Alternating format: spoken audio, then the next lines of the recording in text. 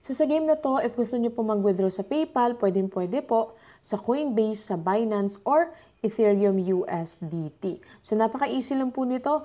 Ilagay nyo lang po ang inyong PayPal email at saka cash out and matatanggap nyo na po ang inyong pera.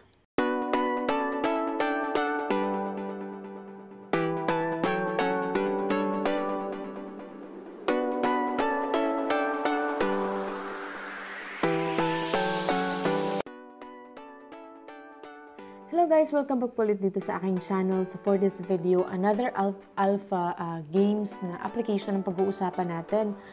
So as you can see, ang alpha games naman ay napaka-straightforward niya. So dito makikita natin, get started, pagka-open nyo po sa application. So kailangan po muna natin dito mag-sign up or sign in. Click lang po natin yung connect account. Tapos dito, makikita natin yung connect with Google or Facebook, sign in or sign up. So, pili lang po kayo dyan.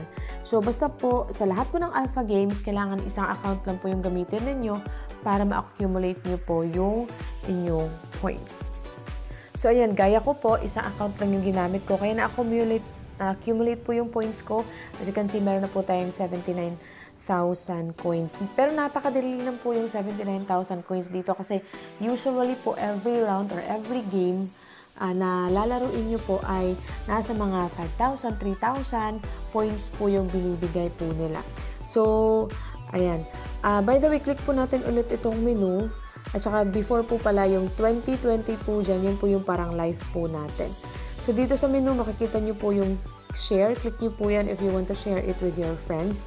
Tapos, if you want to use my referral code, which is nasa description box, makakatanggap din po kayo ng 1,000 coins. Okay? Go back tayo at click po natin itong play.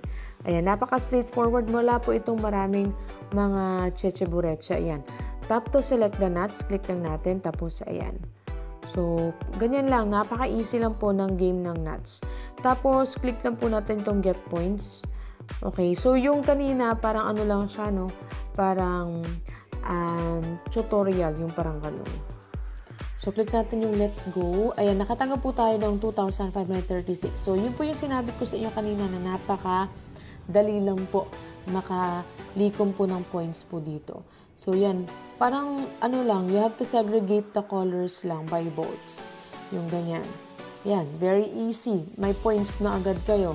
So, kung ayaw nyo pong laruin to, ipalaro nyo po sa mga bata sa bahay ninyo. Then, definitely makakapag withdraw po kayo dito if lagi po kayong naglalaro.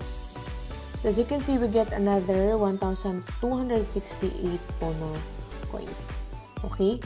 So as you can see, meron na po akong 83,755 coins. So para po ma-withdraw natin yan, go to menu. Tapos click po natin yan.